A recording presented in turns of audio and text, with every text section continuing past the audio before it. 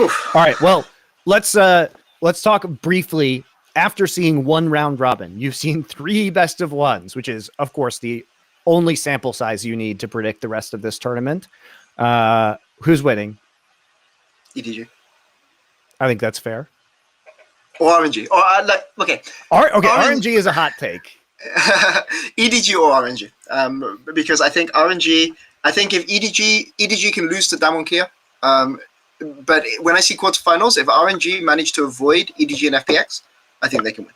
Because I think that they're of all the teams in this tournament, they match up the best against Damwon, which is a hot take because Showmaker versus Cryan is not an even matchup. But Cryan is forbidden for winning worlds. That's not acceptable, sir. That is not acceptable.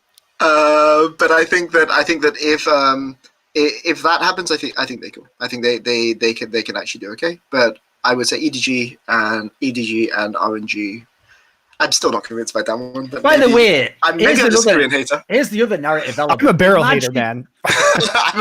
Imagine actually being Scout, never getting to be the real replacement for Faker, and then just going and winning worlds from China. That is a fucking amazing narrative right there. And the Viper one was literally like relegated out of the fucking league or whatever. Like these are fucking some banger narratives. Yeah, I personally think the 2 favorites. I mean, obviously from the group stage, everyone would now say this. I do think it's got to be EDG and Damwon though. Yeah. Like, these just look like they're so strong. I will say, I'll leave an outside chance for FPX. I just think the pieces they have, if they get the right meta read, they could be dangerous tomorrow in a tree. It's just who even knows if that's possible at this point. Yeah, and it's like I tweeted about too with Beryl. He can't be a liability if he's playing Yuumi because his teammates get to decide where he is on the map. So there's no problem, right? Yep. Exactly. And look, maybe Hans Summer is just that good, but when I see Hans Summer like destroy Ghost when Ghost has like 2,000 gold more than him, and I look at Beryl's mixed form. Like Beryl does have good games. He doesn't have just only bad games, right? But when he has mixed form, I just it's really hard for me to see it. Even though I think like Canyon and Showmaker are the second and third best players in the world, right? So I just really struggle to see it with that one. I think it will be one of the Chinese teams. So, but I thought it would be like that last year. But that one I think if FPX had more than a single day to fix their issues, like if they had been in Group D or like Group A had gone last, we might be having a different story. But it's just so brutal, that turnaround for Group A, that you only like. It's such a tremendous advantage to have an additional 3 days to prep. Yep. It's leading into FPX versus EDG quarterfinals. That's what we're going to get. And then everyone is going to be, it's going to be like the year where IG and KT played each other in the quarterfinals. Don't remind me, dude. By the way, here's another reason why, unlike other esports games, picking the winner of Worlds is probably one of the hardest tasks ever. Because once you get to the semi-finals, you then have like almost a week before the final in which you have, in this case, because they're in Europe, they're not practicing against other elite teams. So you're just in a black box. It's like, who the fuck knows what comes out in that final? That's why I think half the finals are whack, because you're just in a scenario where it's like, damned if I know what they're going to do, and you could even be the other team, you know? Yep. Yeah, it's the problem with a circuit where it just ends, so no one actually is practicing during that last week of competition. So it's just like becomes super arbitrary what ends up happening. Yep.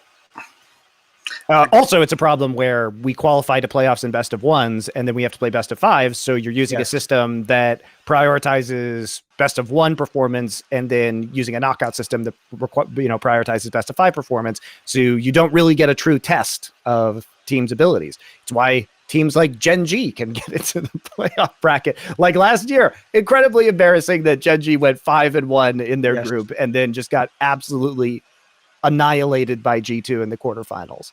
And then G2 was like, we aren't even good anymore. Anyway, just split the team up. Who gives a fuck? Like, what are you doing, Gen G? And then Gen G just goes, no player changes. Same team forever. You know what? Of all the great Korean teams that did break up after a year, this one has to stay together for like 4 or 5 years the whole time. The punishment must never end. Their synergy only gets better. I know, it's killing me, dude. Like, I just love Korean GMing these days. It's like, have we seen the ceiling of Gen G?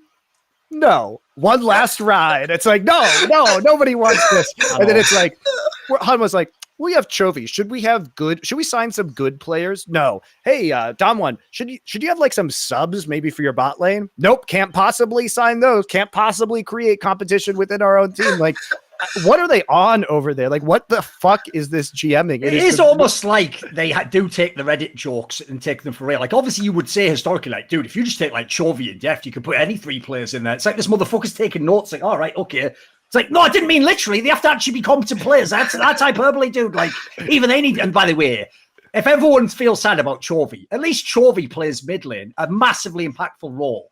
Mate, what did Deft ever do to anyone? Is this motherfucker just never allowed to win worlds ever? It doesn't matter what his level of form is. It doesn't matter what his bot lane's like. He's just permanently trapped at every world. It's a fucking nightmare simulator. Like, please, can I just have a chance? No, never. You can never have a chance.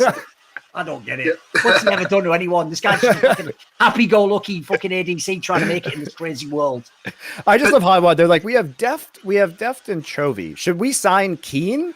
No, Morgan is the man. What the fuck is that? I don't know. But the funny thing about it, though, on the Damwon side, is when Ghost was out for I think he was sick or had personal reasons, they put they brought in a new jungler. No.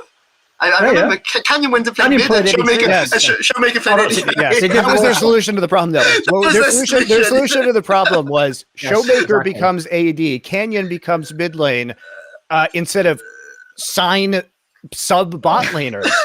Anything, yeah. Meanwhile, T1's like, I can't hold all of these AD carries on my fucking team. Like, why do they need Gumayushi and Teddy on the same roster? Just fuck.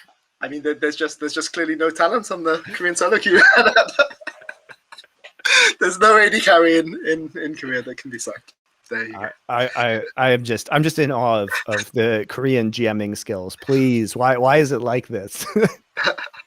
Want to see more cool, funny, interesting clips based on topics from my content? Well, subscribe to this channel then, or, be a pleb and don't.